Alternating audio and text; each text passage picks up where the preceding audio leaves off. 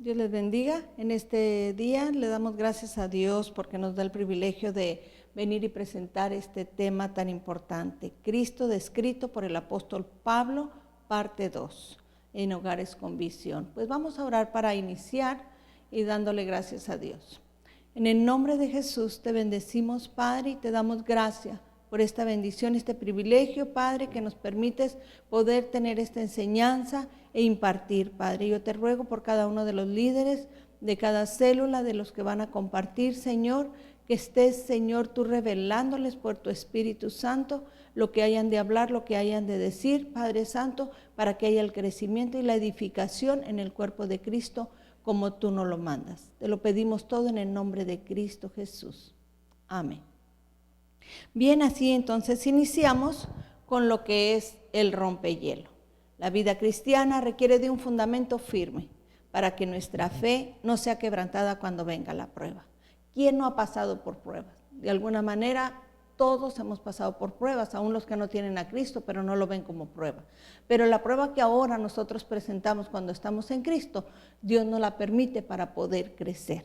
Entonces, ¿cuál es el fundamento sobre el que estás plantado? ¿Cómo edificas tu fe?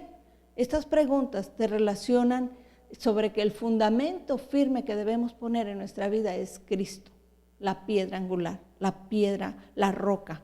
¿Y cómo edificas tu fe? La palabra del Señor nos dice que la fe viene por el oír y el oír de la palabra de Dios. Y si nosotros no estamos edificándonos en la palabra de Dios, nuestra casa es muy fácil que cualquiera que venga y nos hable de otra doctrina sea muy fácilmente movida, porque no estamos edificando. Dejaríamos o tendríamos inconclusa la obra de Cristo en nosotros. Bien, leemos entonces el versículo base, por eso es 1 Corintios 3:11 que dice, porque nadie puede poner otro fundamento que el que está puesto, el cual es Jesucristo. Dios ya lo puso, Dios ya dijo que Él era la piedra angular, que Él es la roca firme en el cual debemos estar edificados. Y Jesucristo solamente es el único que nos va a ayudar a crecer, a poder caminar en esa fe. ¿Por qué?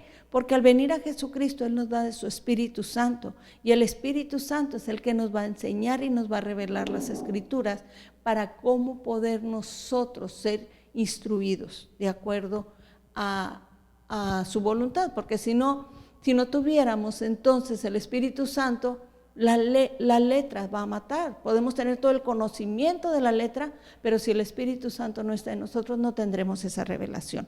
Por eso es importante que nosotros tengamos ese encuentro con el Señor Jesucristo, donde Él nos va a dar de su Espíritu Santo.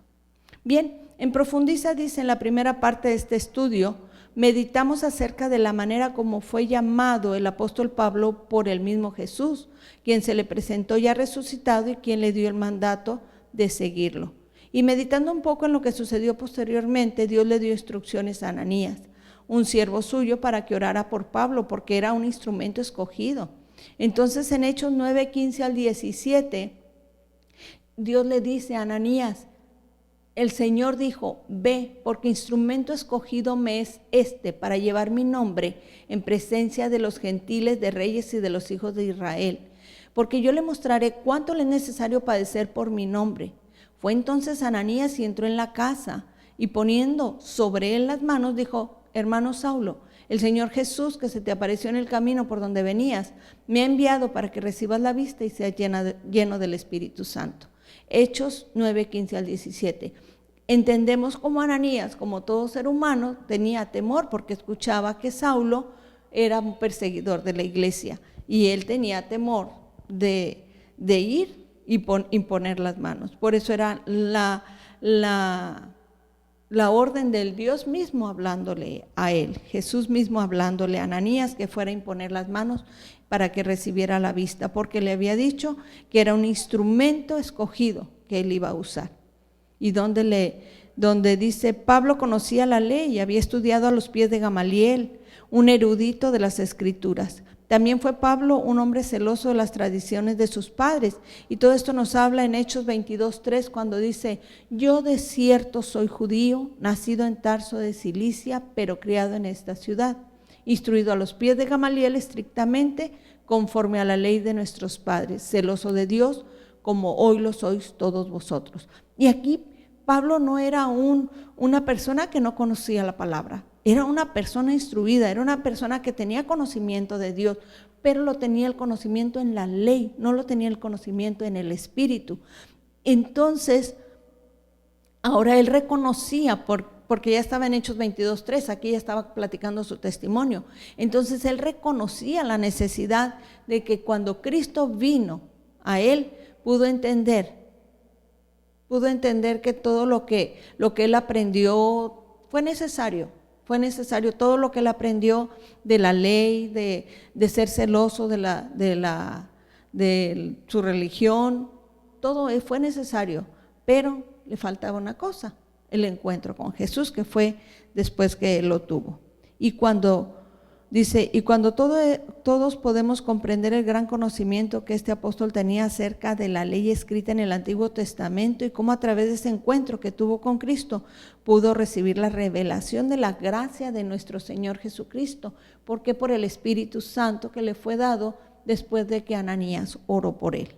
Y bien, sabemos también que Pablo escribió 13 cartas del Nuevo Testamento y muchos teólogos y líderes cristianos también creen que escribió la epístola a los hebreos, aunque no se registra su nombre, pero por el estilo y el contenido que tiene, se considera que la escribió Pablo. Y debido a esta carta ha sido de gran bendición y revelación también para cada uno de nosotros. También incluimos en este estudio características mostradas en ellas, porque estas características son muy importantes para nuestra vida. Vamos entonces a ver, ya estuvimos viendo 9 características anteriormente en la primera parte de cómo describe el apóstol Pablo a Cristo. Vamos entonces con el número 10, y esto habla acerca de la cabeza de la iglesia. Nos habla en Colosenses 1:18, y Él es la cabeza del cuerpo, que es la iglesia, el que es el principio, el primogénito de entre los muertos, para que en todo tenga la preeminencia. Y es muy importante entender esto. Y Él es la cabeza del cuerpo, que es la iglesia. Aquí no está hablando de Cristo. Él es la cabeza, ¿sí? Y luego dice después de la coma, Él que es el principio, o sea, Jesucristo es el principio, el primogénito de entre los muertos, para que en todo tenga la preeminencia. O sea, Cristo es la cabeza y Él es el que te va a dar, ahora sí que una cabeza da instrucciones, da el mandato a todo el cuerpo. Cuando la cabeza tiene una enfermedad, un cuerpo no puede caminar, no puede avanzar.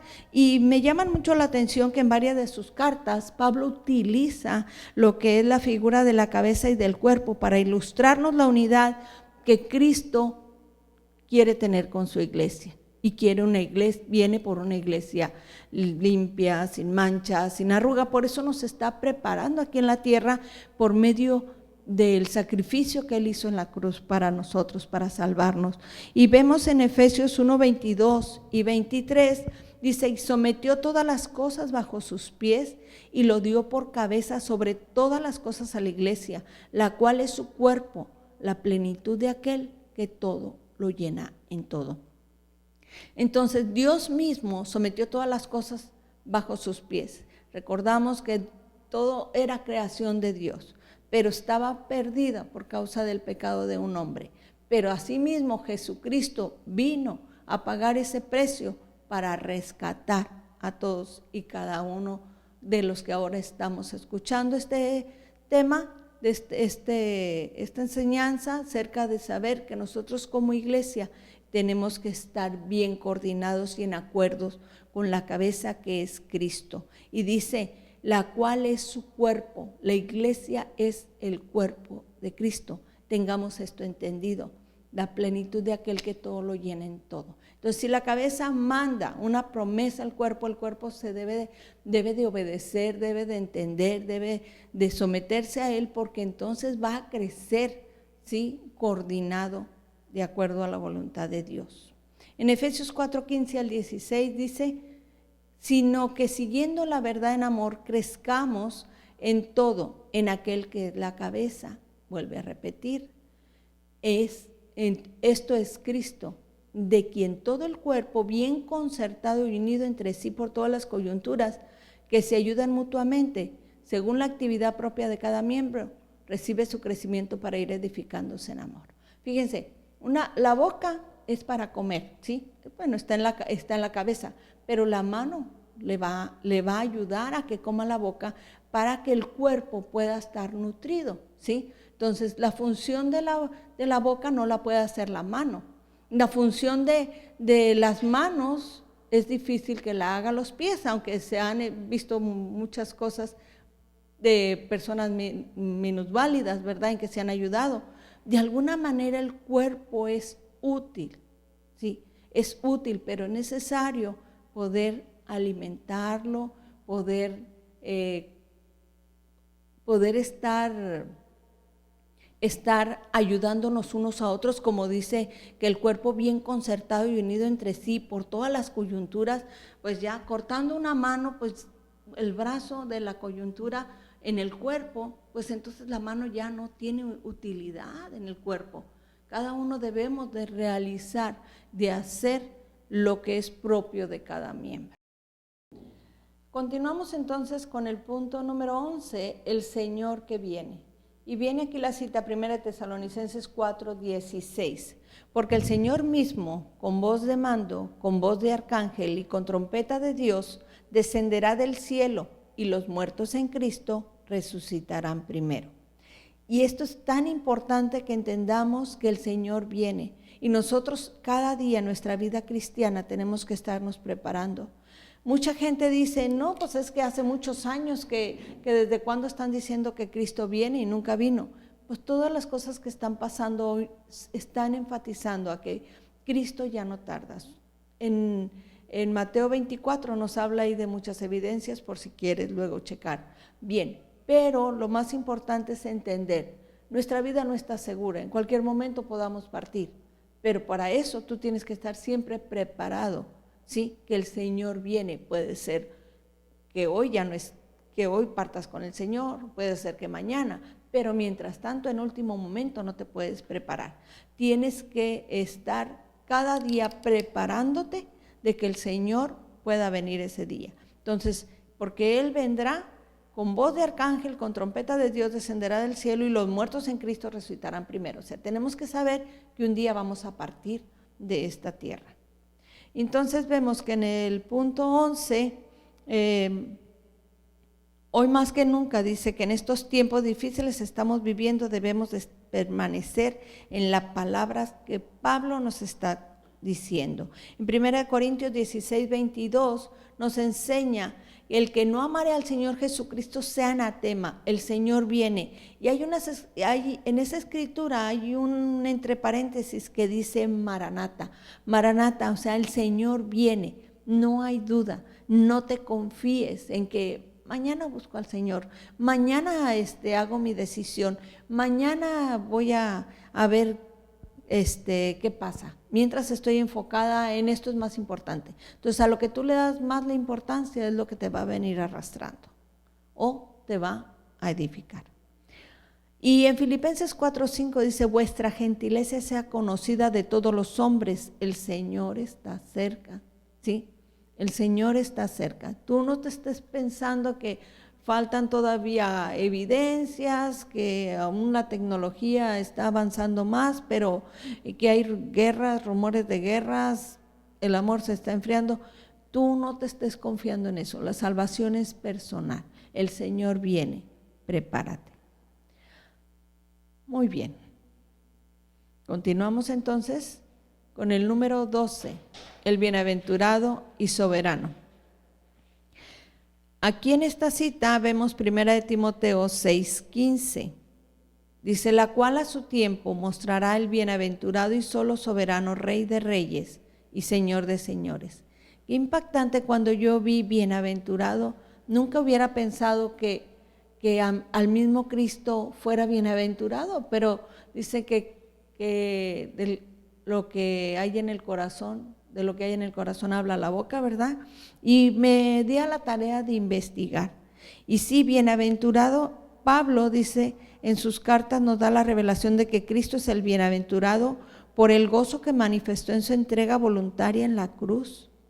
Y en el principio del Sermón del Monte, donde habla todas esas bienaventuranzas, está hablando de Él mismo. Él es el pacificador, Él es el que nos enseña que debemos de tener gozo, nos enseña que vamos a llorar, nos enseña muchas cosas.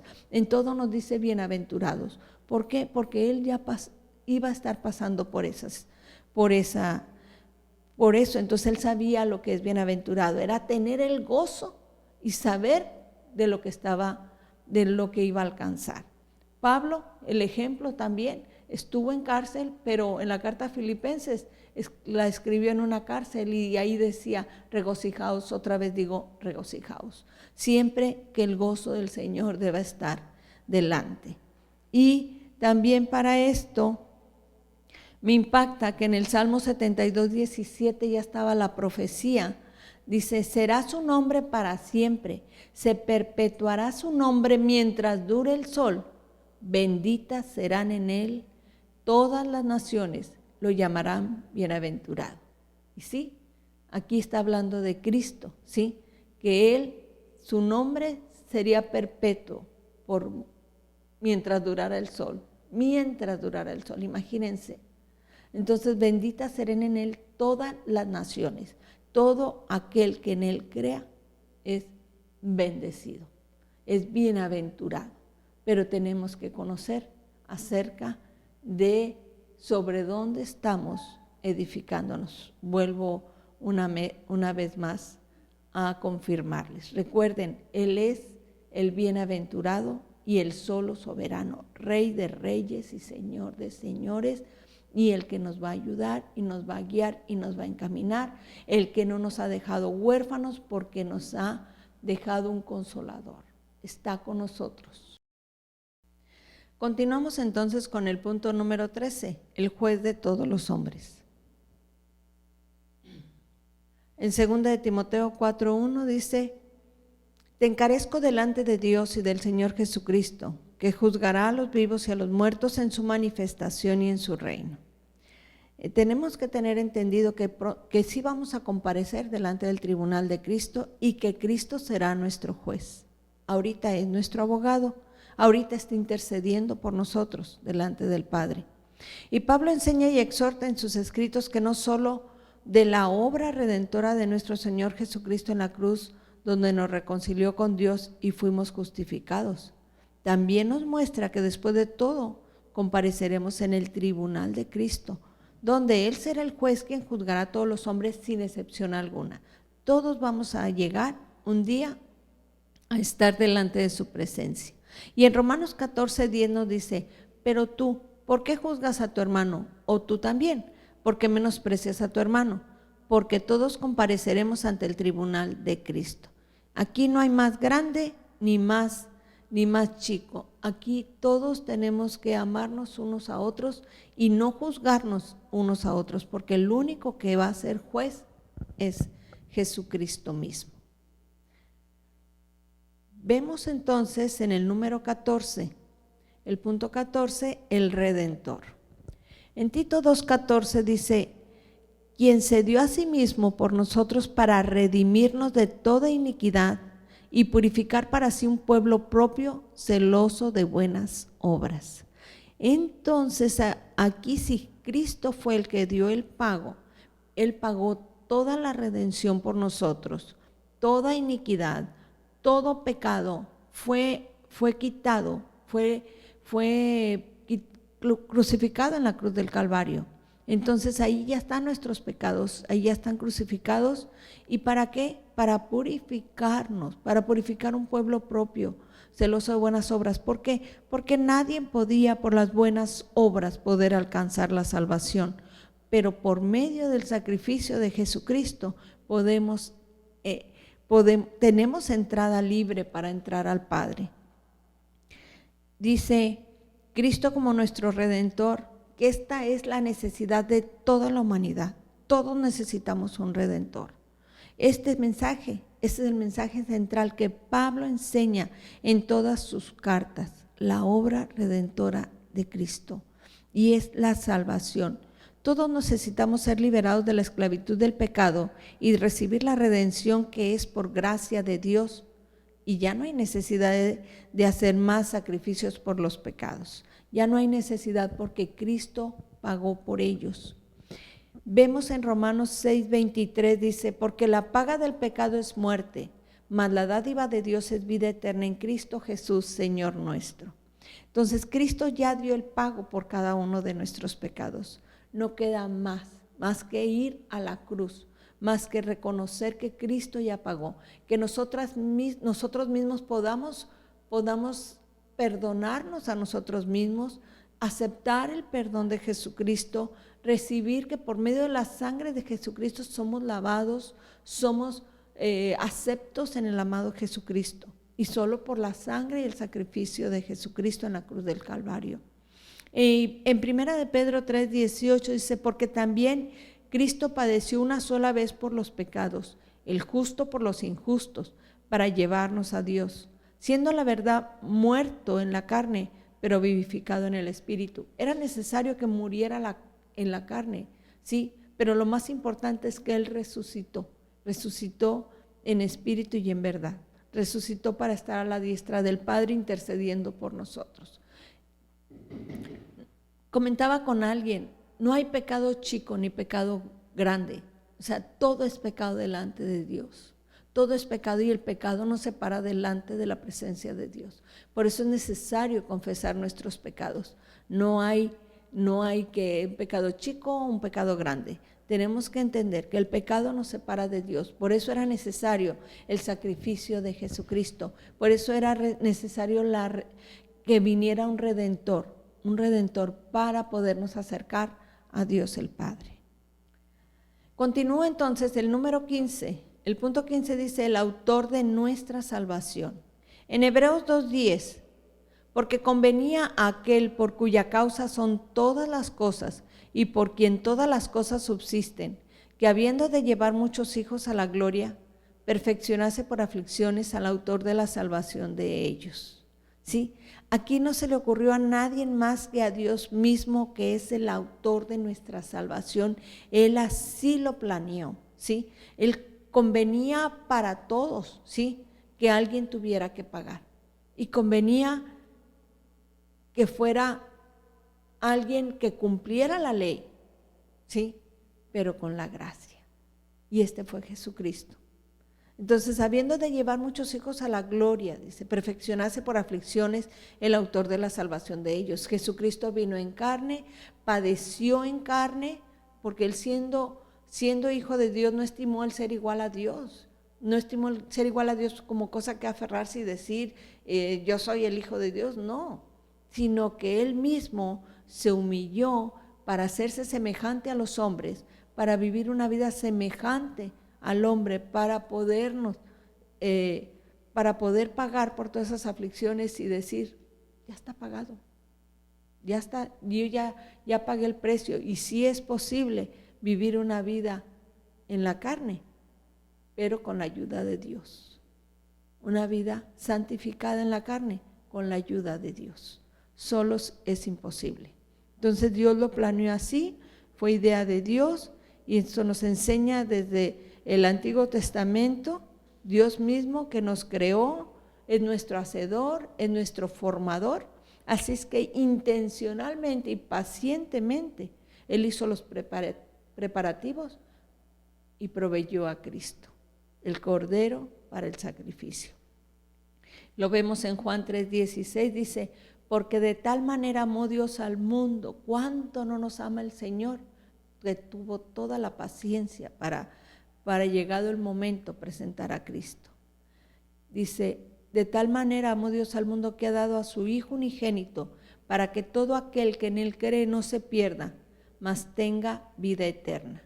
Porque este es el propósito de Dios, que podamos tener vida eterna. Porque no envió Dios a su Hijo al mundo para condenar al mundo, sino para que el mundo sea salvo por él. El que en él cree no es condenado, pero el que no cree ya ha sido condenado porque no ha creído en el nombre del unigénito Hijo de Dios. El que cree en Jesucristo cree en el Padre. El que cree en Jesucristo cree a su palabra y la pone por obra. Y como muchas promesas hay en su palabra, porque los pensamientos de Dios no son los pensamientos del hombre, porque los caminos de Dios no son los caminos del hombre. Dios no piensa como nosotros. Nosotros deberíamos aprender a pensar como Él. Por eso nos dejó su palabra. Bien, pues sigamos entonces en el punto 16. El gran sumo sacerdote. En Hebreos 4:14 dice: por tanto, teniendo un gran sumo sacerdote que traspasó los cielos, Jesús el Hijo de Dios, retengamos nuestra profesión. Después de haber Jesucristo muerto en la cruz del Calvario, allí fue el principio de la victoria. Estuvo 3 días y luego resucitó al tercer día, dicen las Escrituras, para estar en la presencia de Dios intercediendo por la humanidad, por cada uno de nosotros. Jesucristo, nuestro gran sumo sacerdote, habiendo ofrecido un solo sacrificio acepto y suficiente, está sentada a la diestra del Padre. Tengamos confianza en la sangre de Jesucristo, que nos limpia de todo pecado, nos purifica y nos hace aceptos delante del Padre por medio del sacrificio de Cristo. Somos olor fragante. Al acercarnos a Él en oración, estamos agradando, recordando el sacrificio de Jesucristo no fue en vano. Y vemos Hebreos 10:11-12. Dice: y ciertamente todo sacerdote está día tras día ministrando y ofreciendo muchas veces los mismos sacrificios que nunca pueden quitar los pecados. Pero Cristo, habiendo ofrecido una vez para siempre un solo sacrificio por los pecados, se ha sentado a la diestra de Dios. Y sí, en el Antiguo Testamento se ofrecían animales, se ofrecían que el sacrificio de la mañana, el sacrificio de la tarde, el sacrificio por los pecados una vez al año. Cada año tenía que ofrecerse el sacrificio, pero ese nada más era para borrar los pecados, pero no nos ayudaba, no ayudaba para que nuestra conciencia fuera renovada, no ayudaba para tener una conciencia limpia, para poder ser restaurados, para poder ser limpiados. O sea, ese sacrificio era nada más para aplacar la ira de Dios realmente. Pero cuando ya Cristo vino ofreciendo su vida una vez y para siempre, ese sacrificio fue acepto, el velo del templo se rasgó, podemos tener entrada a la presencia de Dios, al lugar santísimo, donde está Cristo sentado a la diestra de Dios. Podemos entrar en oración continuamente, en todo momento.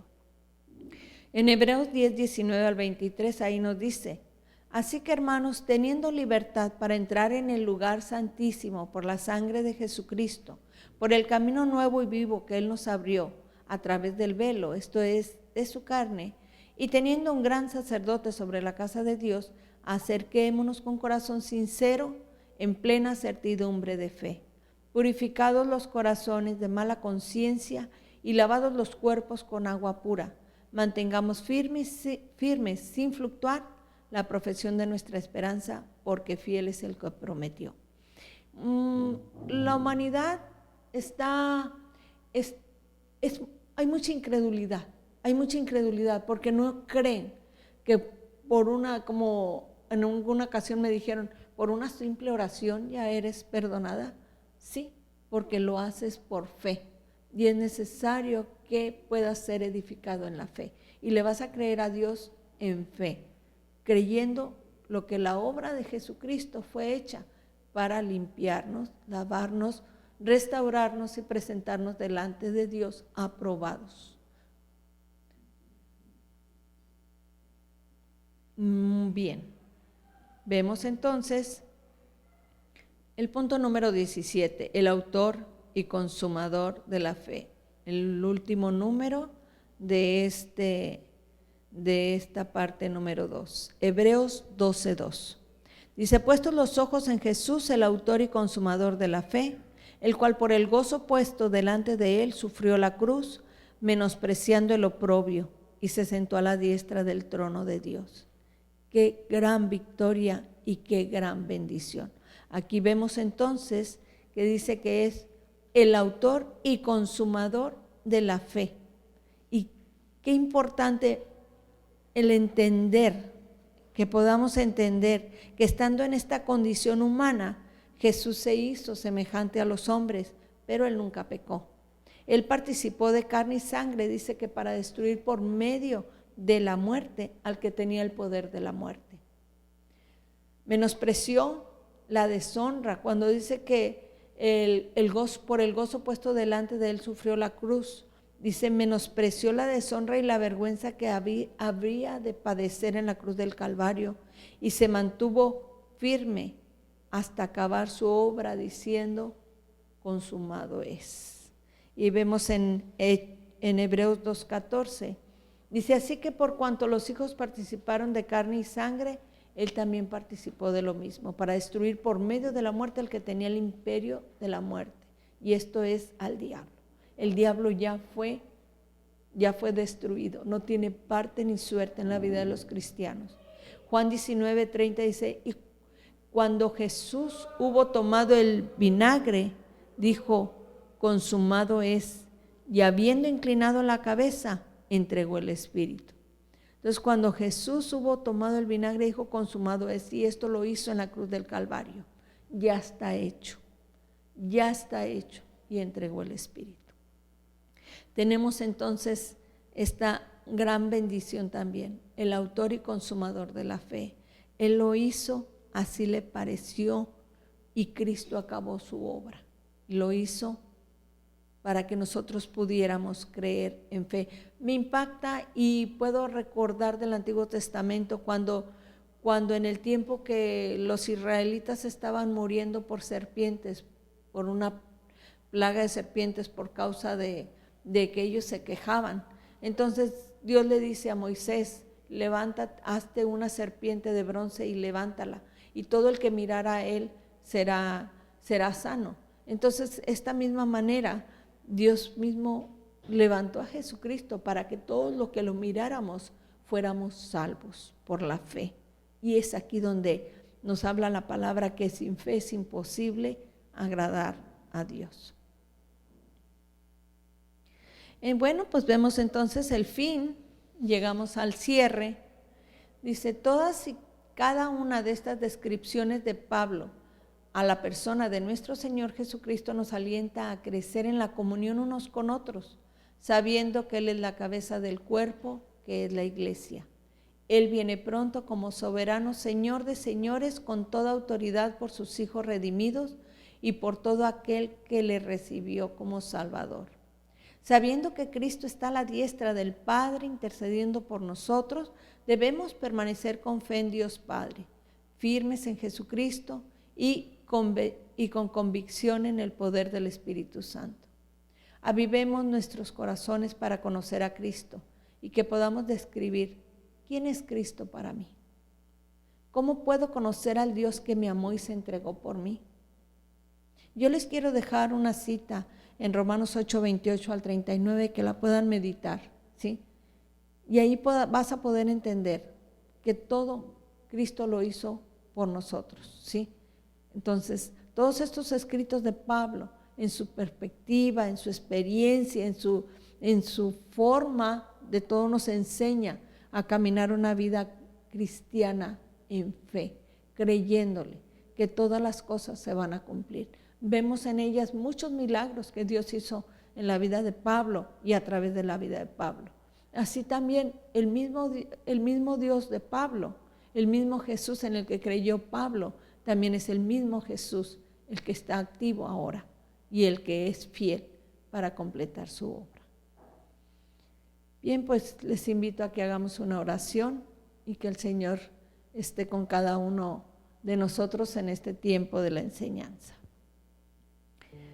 Bendito Dios, te doy muchas gracias por este tiempo, Señor, por esta enseñanza, y reconocer, Padre eterno, que cada uno de las descripciones que hizo Pablo, Señor, en cuanto a Cristo, nos ayudan a edificarnos en la fe, nos ayudan a que podamos Señor, siempre tener ese fundamento bien firme.